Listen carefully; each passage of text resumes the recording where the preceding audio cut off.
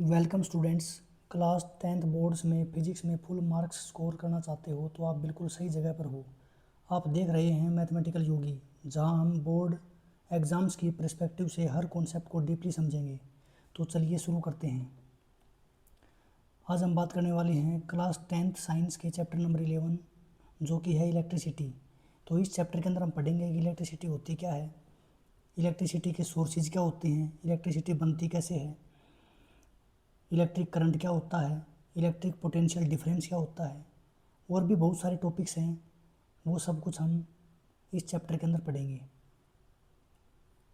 तो अब हम बात करते हैं इलेक्ट्रिसिटी होती क्या है। It is a controllable and convenient form of energy for a variety of uses in homes, schools, hospitals, industries and so on.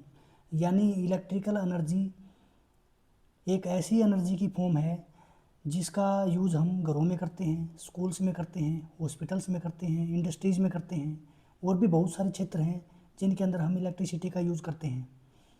अब इसके बाद में बात आती है कि इलेक्ट्रिकल एनर्जी के सोर्सेज क्या हैं, यानी अगर हमें इलेक्ट्रिकल एनर्जी बनानी है तो हम किन किन सोर्सेज का यूज़ कर सकते हैं।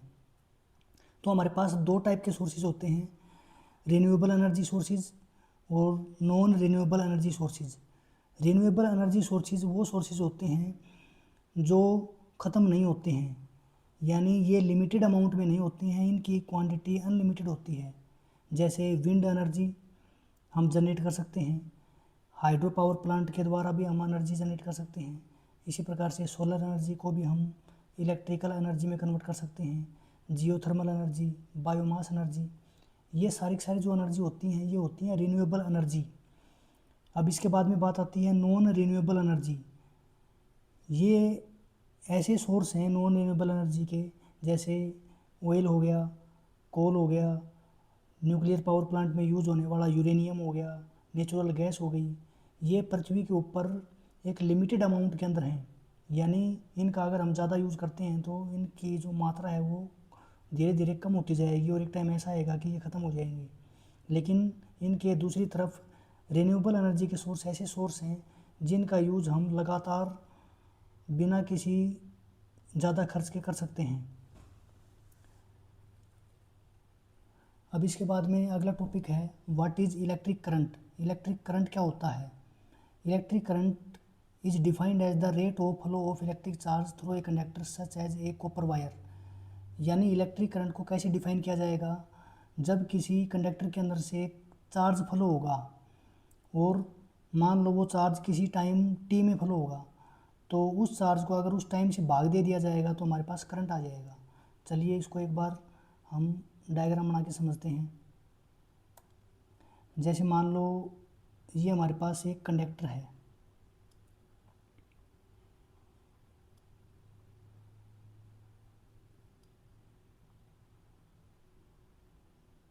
ये हमने कंडक्टर बना लिया और इस कंडक्टर के अंदर से मान लो यहाँ से चार्ज इस प्रकार से इधर जाएगा, ठीक है।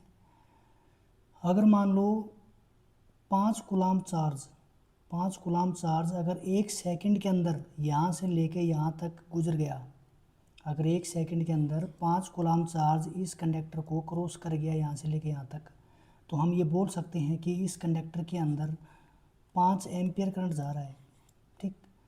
तो इसकी डेफिनेशन ये हो जाएगी, electric current is defined as the rate of flow of electric charge through a conductor such as copper wire. अब इसके बाद में है if an amount of charge Q flows through a conductor in time T the electric current I is given by formula. तो electric current का जो formula है वो क्या बनेगा, तो देखो हमारे पास ये कंडक्टर है और इस कंडक्टर के अंदर से मान लिया हमने टी टाइम के अंदर यहाँ से जो चार्ज है वो क्यू पास हो जाएगा। तो करंट का फार्मूला क्या बनेगा, करंट का फार्मूला बनेगा I is equal to charge by में टाइम। आई का मतलब होता है इलेक्ट्रिक करंट, क्यू का मतलब होता है इलेक्ट्रिक चार्ज और टी का मतलब होता है टाइम। यानी करंट का हमारे पास फार्मूला बनेगा I is equal to charge Q by में टाइम टी। ये हमारे पास इलेक्ट्रिक करंट का फार्मूला बन जाएगा। अब इसके बाद में हमारे पास बात आती है एसआई यूनिट की, यानी इलेक्ट्रिक करंट की जो एसआई यूनिट है वो क्या होती है। The SI unit of electric current is the ampere, जिसका जो सिंबल है वो है capital A, named after the French scientist Andre Marie ampere, जिनका जन्म हुआ 1775 के अंदर और मृत्यु हुई 1836 के अंदर। यानी आंद्रे मैरी एम्पियर एक फ्रेंच साइंटिस्ट था जिन्होंने इलेक्ट्रोडायनेमिक्स के अंदर अपना बहुत ही ज़्यादा कंट्रीब्यूट किया, यानी उनको इलेक्ट्रोडायनेमिक्स का जनक भी कहा जाता है। तो इनके सम्मान में ही 1881 के अंदर, इनके सम्मान में ही 1881 के अंदर इन्हीं के नाम पर जो करंट की एसआई यूनिट है, वो इलेक्ट्रिक करंट की जो यूनिट है वो एम्पियर रख दी गई। ठीक है, अब इसके बाद में बात ये आती है कि 1 एम्पियर करंट कितना होगा, यानी 1 एम्पियर की डेफिनेशन क्या बनेगी। तो 1 एम्पियर की डेफिनेशन की हम बात करते हैं। If Q is equal to 1 coulomb, comma time is equal to 1 second, then current जो हमारे पास हो जाएगा वो हो जाएगा चार्ज यानी 1 कूलम अपॉन में टाइम 1 सेकेंड, ये हमारे पास बनेगा 1 कूलम पर सेकेंड, और कूलम पर सेकेंड को ही बोला जाएगा एम्पियर, यानी 1 एम्पियर। तो 1 कूलम पर सेकेंड 1 एम्पियर के इक्विवेलेंट होगा। तो डेफिनेशन यहाँ से क्या बन जाएगी, जब किसी वायर के अंदर से, जैसे मान लीजिए हमारे पास एक वायर है, इस वायर का हमने एक क्रॉस सेक्शन मान लिया। क्रॉस सेक्शन क्या होता है, इस वायर को यानी इस तार को हमने यहाँ से परपेंडिकुलरली ऐसे कट कर दिया। कट करने के बाद में यहाँ से जब इसको सामने से देखा जाएगा तो हमें कुछ इस प्रकार का एरिया दिखाई देगा।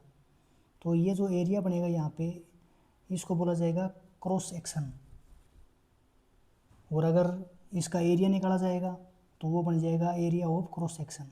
ठीक है, तो इस एरिया ऑफ क्रॉस सेक्शन के अंदर से अगर 1 कूलम चार्ज यहाँ से चला जाएगा 1 सेकेंड के अंदर, यहाँ से इस क्रॉस सेक्शन को, यानी इस क्रॉस सेक्शन को 1 कूलम चार्ज 1 सेकेंड के अंदर, 1 कूलम चार्ज 1 सेकेंड के अंदर अगर पास कर जाएगा तो हम ये बोल सकते हैं कि इस कंडक्टर के अंदर से 1 एम्पियर करंट जा रहा है।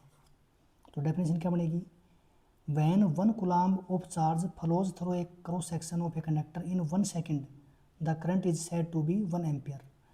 यानी जब 1 कूलम चार्ज कंडक्टर के क्रॉस सेक्शन से 1 सेकेंड के अंदर पास होगा तब हम ये बोल सकते हैं कि इसके अंदर से 1 एम्पियर का करंट जा रहा है। Next slide.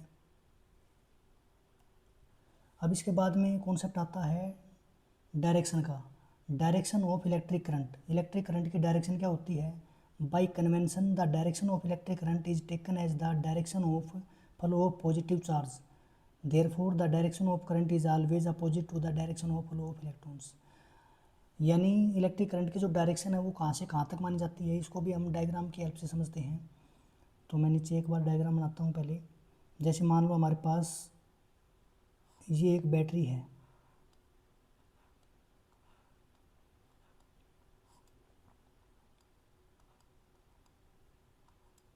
यहाँ पर मैंने जोड़ दी एक की यानी स्विच, उसके बाद में ऊपर यहाँ पे मैंने एक बल्ब लगा दिया।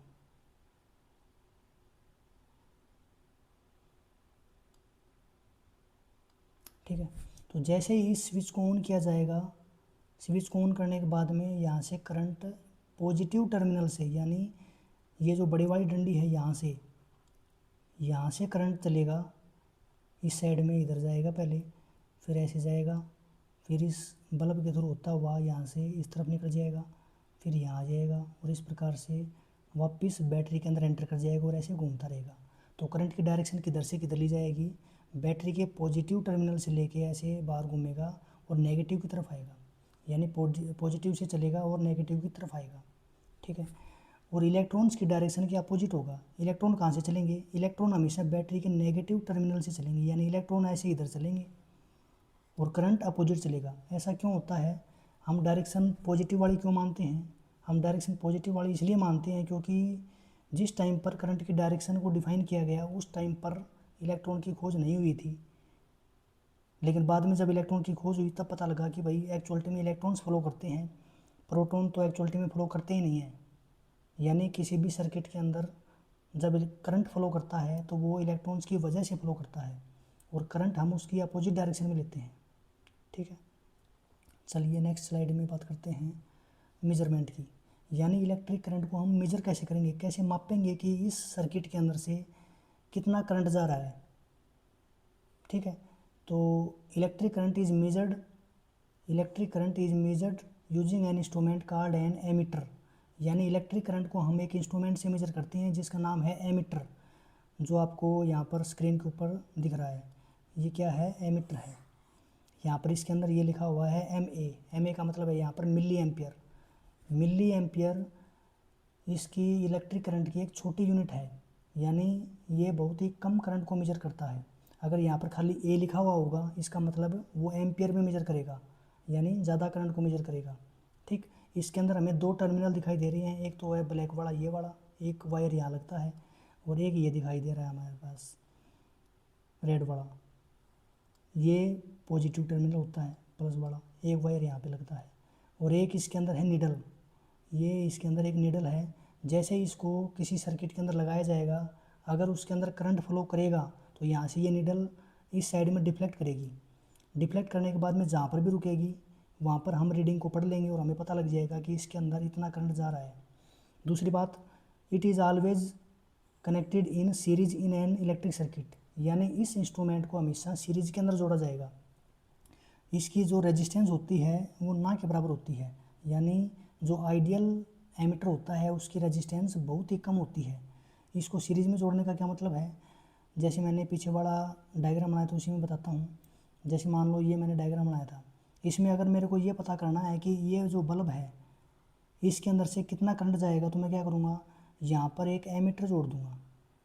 यहाँ पर एक एमीटर जोड़ दिया जाएगा, एमीटर का प्लस वाला बैटरी के प्लस से जोड़ दिया जाएगा और माइनस वाला दूसरी तरफ जोड़ दिया जाएगा इधर। तो ये जो एमीटर है ये करंट को शो कर देगा, तो इसको हम बोलते हैं सीरीज अरेंजमेंट। अगर मान लो मैं इसको यहाँ जोड़ देता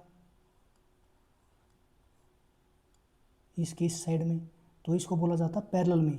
तो यहाँ पर एमीटर पैरेलल में नहीं जोड़ा जाएगा, एमीटर कहाँ जोड़ा जाएगा, एमीटर जोड़ा जाएगा सीरीज के अंदर। ऐसा क्यों, क्योंकि एमीटर की जो रेजिस्टेंस होती है वो बहुत ही कम होती है और करंट हमेशा कम रेजिस्टेंस पाथ वाले रास्ते में ज़्यादा जाएगा और जहाँ पर रेजिस्टेंस ज़्यादा है उसमें से कम जाएगा। इसका मतलब ये हुआ, अगर हम इसको यहाँ जोड़ देते हैं, अगर एमीटर को हम यहाँ जोड़ देते हैं तो करंट यहाँ से पास हो जाएगा, इस बल्ब के अंदर से बहुत ही कम करंट फ्लो करेगा, यानी बल्ब ग्लो ही नहीं करेगा।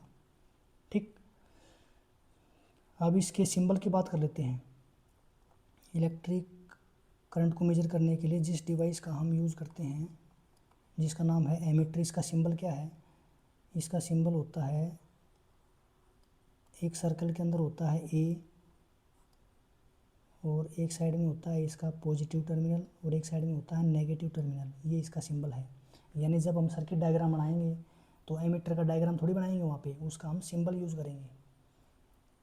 नेक्स्ट, इलेक्ट्रिक चार्ज क्या होता है।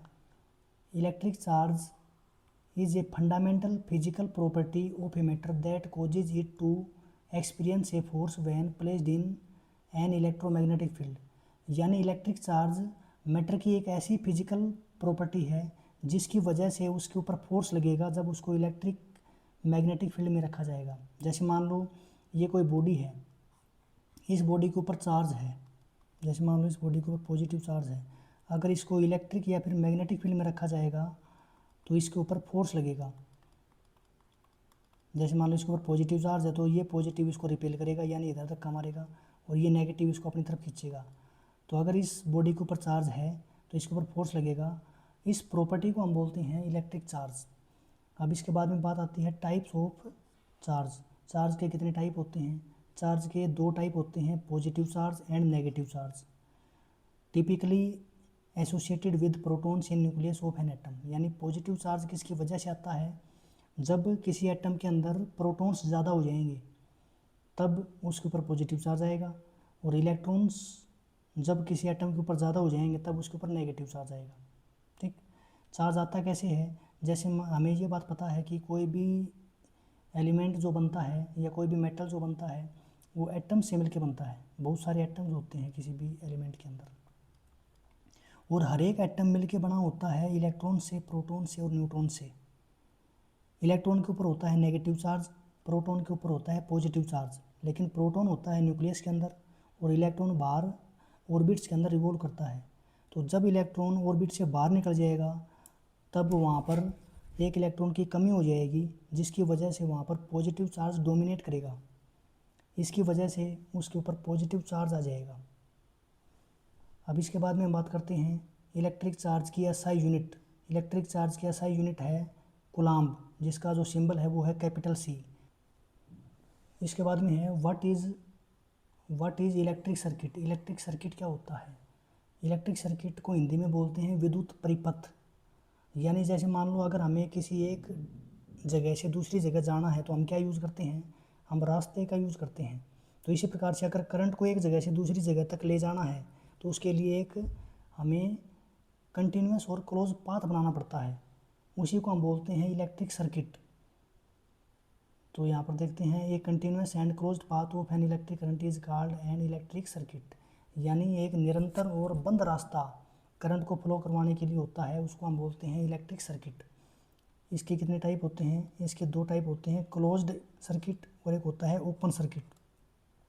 क्लोज सर्किट का मतलब ये होता है कि वो कंप्लीट और अनब्रोकन पाथ होता है, यानी पूरा रास्ता होगा करंट के लिए, उसमें करंट फ्लो करेगा, रुकेगा नहीं कहीं पर भी। ओपन सर्किट का मतलब ये है या तो कहीं से कोई लूज कनेक्शन होगा, या कनेक्शन कहीं से टूटा हुआ होगा, या फिर जो उसका स्विच है वो बंद होगा, उसको हम बोलेंगे ओपन सर्किट। तो इस प्रकार से जो सर्किट हैं वो दो प्रकार के होते हैं, क्लोज सर्किट और ओपन सर्किट। अब इसके बाद में आगे हम बात करते हैं electric charge on an electron. Electron के ऊपर कितना चार्ज होता है? इलेक्ट्रॉन के ऊपर चार्ज होता है माइनस का 1.6 गुना में 10 की पावर माइनस का 19 कूलम्ब। ये आपको याद करना है। इसी प्रकार से प्रोटॉन के ऊपर कितना चार्ज होता है? प्रोटॉन के ऊपर भी उतना ही चार्ज होता है जितना इलेक्ट्रॉन के ऊपर, लेकिन इसके ऊपर होता है पॉजिटिव, उसके ऊपर था नेगेटिव, सिर्फ इतना फ़र्क है। दोनों के ऊपर चार्ज बराबर होता है, कितना? 1.6 इंटू में 10 raise to power minus 19 coulomb. इसके अलावा other small units of charge. Charge की और यूनिट्स क्या होती हैं भाई? यहाँ पर ये चार्ज नहीं आएगा, सॉरी, ये आएगा करंट। करंट की अदर यूनिट्स क्या होती हैं? जैसे यहाँ पर है मिली एम्पियर। मिली एम्पियर भी यूनिट है करंट की, माइक्रो एम्पियर भी हैं। तो मिली एम्पियर एक छोटी यूनिट है। मिली जहाँ पर लग जाएगा इसका मतलब वहाँ पर हो जाएगा 10 की पावर माइनस का 3, और जहाँ पर माइक्रो लग जाएगा वहाँ पर हो जाएगा 10 की पावर माइनस का 6। यानी 1 माइक्रो एम्पियर होता है 10 की पावर माइनस 6 एम्पियर के बराबर, और 1 मिली एम्पियर होता है 10 की पावर माइनस के 3 एम्पियर के बराबर। अब इसके बाद में क्या एग्जांपल है हमारे पास? एक current of 0.5 ampere is drawn by a filament of an electric bulb for 10 minutes. Find the amount of electric charge that flows through the circuit. यानी हमें ये बताना है कि इस सर्किट के अंदर से कितना चार्ज फ्लो कर जाएगा। तो अगर किसी भी न्यूमेरिकल को सोल्व करना है तो सबसे पहले हम उसका गिवन लिखेंगे। तो सबसे पहले हम इसका गिवन नोट करते हैं। एक करंट ऑफ 0.5 एम्पियर, यानी इसके अंदर करंट गिवन है, कितना करंट है? Current is equal to 0.5 ampere. I का मतलब यहाँ पर क्या है? Electric current. Is drawn by a filament of an electric bulb for 10 minutes. यानी इतना करंट किसी बल्ब के फिलामेंट से निकाला गया, और ये जो टाइम है वो दिया गया है 10 मिनट्स। 10 मिनट का टाइम दिया गया है, और 10 मिनट के अंदर सेकंड कितनी बनेगी? 600 सेकंड बनेगी। Find the amount of electric charge that flows through the circuit. हमें ये बताना है कि सर्किट के अंदर से टोटल चार्ज कितना फ्लो कर जाएगा 600 सेकंड के अंदर। तो हमने फार्मूला पढ़ा था अभी थोड़ी देर पहले, एज करंट का फार्मूला था I is equal to charge upon में टाइम। ये फार्मूला था करंट का। तो हमें क्या बताना है? हमें चार्ज बताना है, यानी हमें ये निकालना है क्यू। तो हम क्या करेंगे? इसको इधर भेज देंगे, ये मल्टीप्लाई में चला जाएगा। तो यहाँ से चार्ज किसके बराबर आएगा? चार्ज हमारा आएगा क्यू इज इक्वल टू, ये टी उधर जाके गुणा में हो जाएगा, यानी आई गुणा में टी हो जाएगा। तो यहाँ से हमारे पास चार्ज कितना आ जाएगा? चार्ज आ जाएगा करंट यानी 0.5 गुणा में टाइम 600। जब इसको हम गुणा करेंगे 6 5 30, डेसिमल से 1 जीरो कट जाएगी और 2 जीरो उसके आगे हैं, तो कितना आ जाएगा? 300 कूलम्ब चार्ज आ जाएगा। ये इसका आंसर हो जाएगा। इसके बाद में आगे ये क्वेश्चन है कुछ। जैसे इसके अंदर पहला क्वेश्चन है, what does an electric circuit mean. Electric circuit का मतलब क्या होता है, ये हम पीछे पढ़ भी चुके हैं। विद्युत परिपथ हम किसको बोलते हैं, एक निरंतर बंद रास्ते को जिसके अंदर से इलेक्ट्रिक करंट फ्लो कर सकता है उसको हम बोलते हैं इलेक्ट्रिक करंट। एक continuous and closed path of an electric circuit of an electric current is called an electric circuit. उसके बाद में अगला क्वेश्चन है, define the unit of current. हमें करंट की जो यूनिट है उसको डिफाइन करना है। तो सबसे पहले हम इसकी जो यूनिट है वो बताते हैं। SI unit of electric current is ampere. Electric current की जो एसआई यूनिट होती है वो होती है एम्पियर। अब यहाँ पर हमें एक एम्पियर को डिफाइन भी करना है। कैसे डिफाइन करेंगे, मैंने ये बताया था कि जब एक कूलम्ब चार्ज किसी क्रॉस सेक्शन से 1 सेकंड में क्रॉस हो जाएगा तब उसके अंदर से 1 एम्पियर करंट फ्लो करेगा। अब इसके बाद में अगला क्वेश्चन है, calculate the number of electrons constituting 1 coulomb of charge. हमें 1 कूलम्ब चार्ज के अंदर कितने इलेक्ट्रॉन्स होंगे, यानी कितने इलेक्ट्रॉन मिलकर के 1 कूलम्ब चार्ज बनाएंगे, ये बताना है। तो इसका हम सॉल्यूशन करते हैं। टोटल चार्ज हमारे पास है Q is equal to 1 coulomb. 1 coulomb charge हमें बनाना है। नंबर ऑफ इलेक्ट्रॉन्स कितने होंगे ये हमें नहीं पता अभी। टोटल चार्ज 1 कूलम्ब बनाना है, ठीक है। और एक इलेक्ट्रॉन के ऊपर कितना चार्ज होता है, इलेक्ट्रॉन के ऊपर चार्ज होता है 1.6 इंटू में 10⁻⁻⁻19 कूलम्ब चार्ज। एक इलेक्ट्रॉन के ऊपर इतना नेगेटिव चार्ज होता है, लेकिन यहाँ पर हमें नेगेटिव सिंबल नहीं लेना, क्योंकि हमें सिर्फ ये बताना है कि कितने उसके ऊपर इलेक्ट्रॉन जाएंगे, किसी ऑब्जेक्ट के ऊपर कितने इलेक्ट्रॉन जाएंगे जिसकी वजह से उसके ऊपर 1 कूलम्ब चार्ज हो जाएगा। इसने ये नहीं दिया कि भाई नेगेटिव होगा या पॉजिटिव होगा।